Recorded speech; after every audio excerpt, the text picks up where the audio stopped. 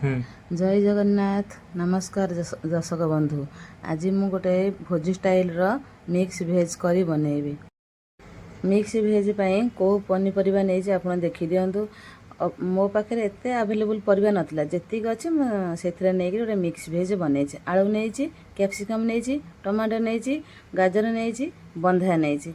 आ कड़ाई बसैकि तेल पकई आकु एमती भाजी दबा। टिके डीप फ्राए भाजी दबा अधिक टिके तेल देकर भाजिया बेसी तेल दबानी यही प्रकार करके भाजी दबा। आ एठी मु बंधा नैछि किछि ऐड कर देछि। बंधाटा देदेले टे भलो आउरी टेस्ट हो। आमे एथर मसला प्रस्तुत करिबा।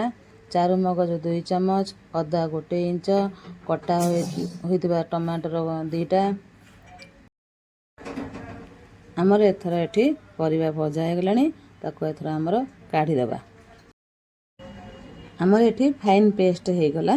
एथर परिबा को आमे काढी दबा और कड़ाई की धोई गिरी आमे एथर बसै दबा। तेल 2 चमच पकेबा। तेल टिके तातिले मु चीनी पके देछि। अल्प जीरा पके दबा। आमर एथर जीरा हे गला तबरे आमे पेस्ट करिथिबा मसला को पके दबा ताको कसी दबा। तापरे आमे लूण पके देली, हळदी पके देली, आउ कस्तूरी मेथी पत्र पके देली, करी पाउडर पके देली, आउ हमरा धनिया पाउडर टिके पके देली। पके गिरे एया को सब मिक्स कर दबा। एदा मसला को भलो भाबरे कसी दबा। मसला टिके तेल छाडिले आमे परिबा भाजी थिबा पके दबा। और परिबा को मसला रे भलो करी मिक्स कर दबा। अल्प आमे जेहेतु मसला भलो करी कसा हेछि परिबा को एते समय कसीबानी। तापरे आमे कप पानी दबा।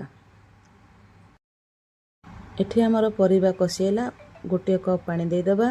आ बेसी दबानी आमे कसा टाइप रो करबा। आमर एठी मिक्स भेज रेडी। गरम मसला पके दे पूरी सहित आको एंजॉय करिया।